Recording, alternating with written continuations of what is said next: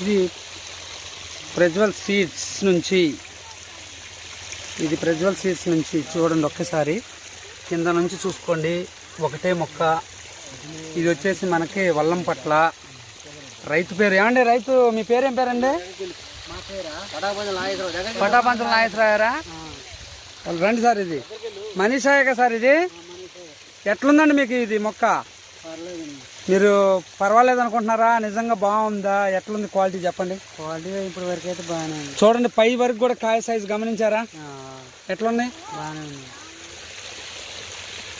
చూడండి ఎక్కడికెక్కడ బాగా రేంజ్లో కాసింది. గుత్తులుగా ఉందంటే కాయ. ఇది సూపర్ కాయ క్వాలిటీ చూడండి. అసలు ఎక్స్ట్రాడినరీ, అద్భుతం. అసలు రంగు ఎంత కాయ తీసినా కానీ ఫుల్ ఒక అద్భుతం కాయ.